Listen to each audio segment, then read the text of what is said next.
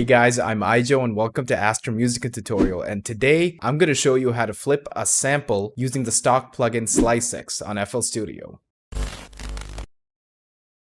If you don't know what SliceX is a stock plugin that FL Studio offers to help you slice up samples. It also helps you play the chopped up samples. So I have this sample loaded up. It's a somatic sample. It's from the 9God hip hop sample pack if you guys want to go check it out. Now what you want to do is double click on the top bar of the sample and you'll get this window. And now go down to this waveform over here, right click on it, go down and click open in new SliceX channel. And there it is. This is SliceX. Now I know it's gonna look very complicated when you first open it up. You only need to pay attention to 2 or 3 things. Okay, before we move on any further, let me just play you the sample. I forgot about that.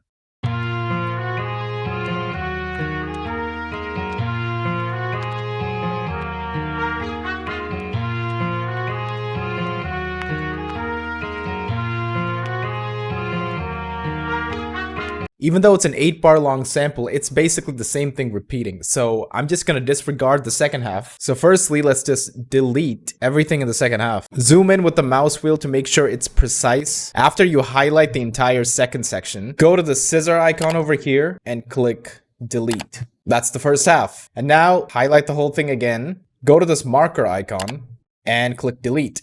And that's gonna delete all the markers.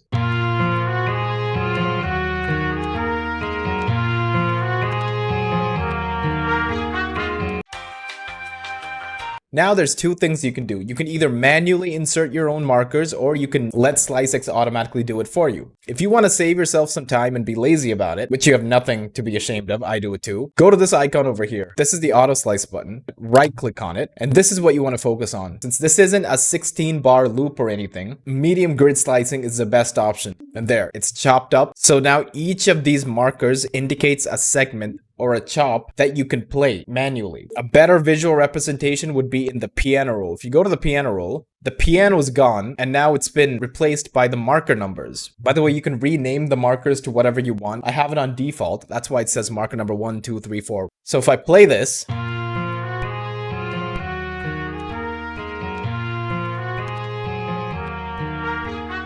and you can even play it on your keyboard.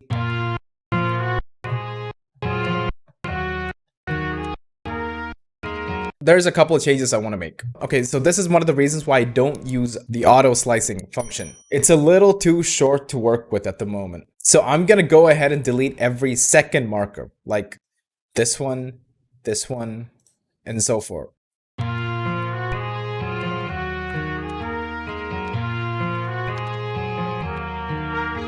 I like it when the markers are exactly on the transient of the change that's happening in the sample. For example, the first change comes over here. That's fine, but then if you pay attention over here, I wanted the change to happen right there. So I'm gonna manually slice them. Right there. Let's see, that's a sound.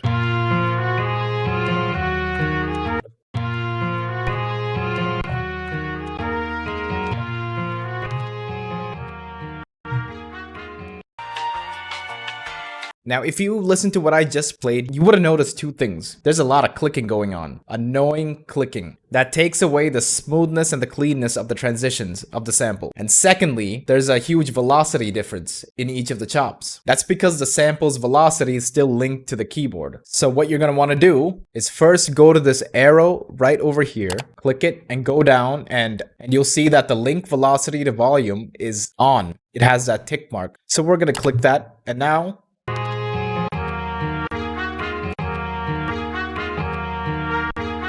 it's much easier. So now you don't have to worry about how hard you're going to be pressing the piano key if you're going to be playing the chop. Next, the clicks. Highlight the whole thing and go to this tool icon here, click it.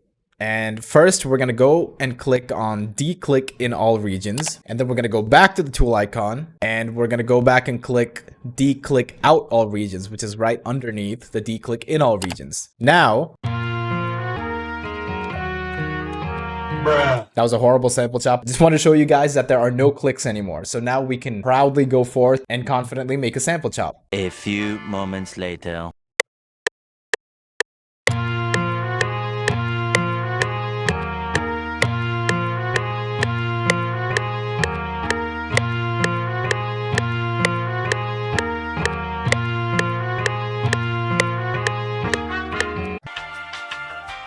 I actually worked on this video like a couple of days back. There was a tempo issue and I couldn't get the sample in SliceX to align with the tempo of the project file. Even if you take the sample and adjust it to your project file tempo before you import it into SliceX, SliceX will only recognize the default tempo of the sample. And there's pretty much nothing you can do to change it. So that caused a lot of problems and it was just driving me crazy. So the one little workaround that I found was start the project at the default tempo of the sample that you're going to be flipping. The reason why the project file is 128 is not because I wanted the project file to be 128. It was because that was the default tempo of the sample. And then after that, once you've successfully chopped up your sample and created a pattern like this, now you can change the tempo. What you have to do is highlight this, press Ctrl-Alt-C and consolidate that into a sample. Now, kiss this goodbye.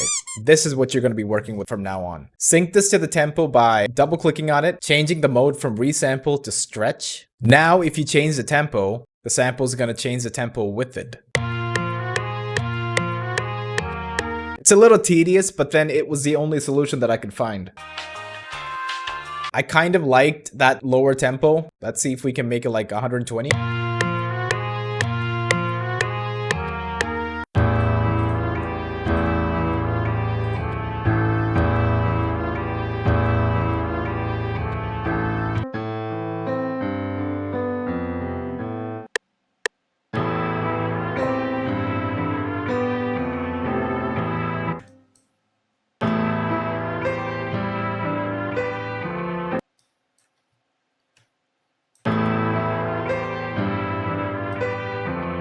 I need to widen that piano or pancake it.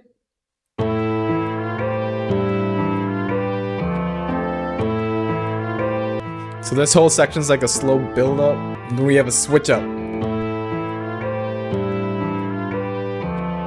Sick, sick, sick, so sick.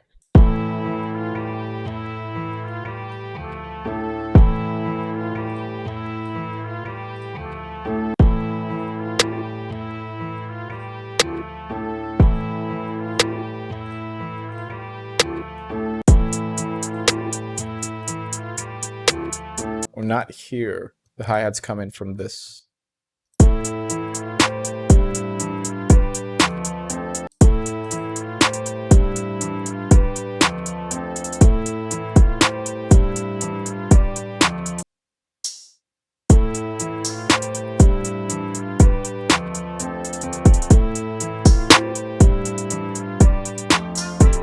I'll use some of my own elements that I use in my lo-fi tracks, I guess.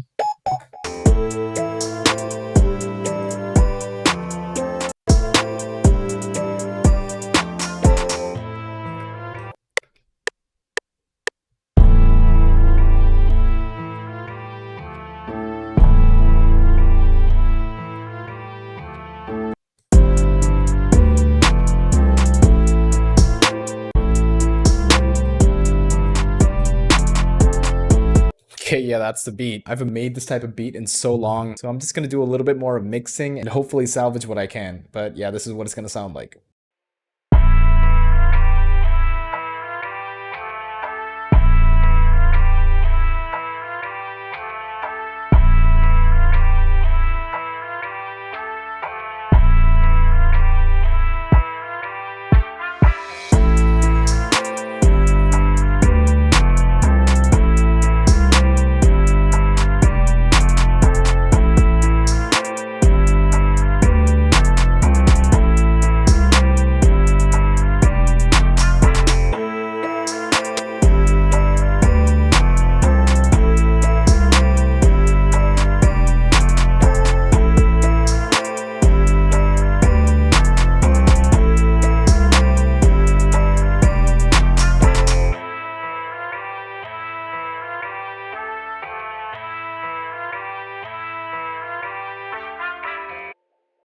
Please let me know what you guys think of the beat. I could use some tips. If you do like it, well, let me know too. I could use the pick me up. And I hope you guys understood how to use SliceX. If you have any doubts about that, let me know. Thank you for watching. Please like and subscribe if you liked the video, and I'll see you next week.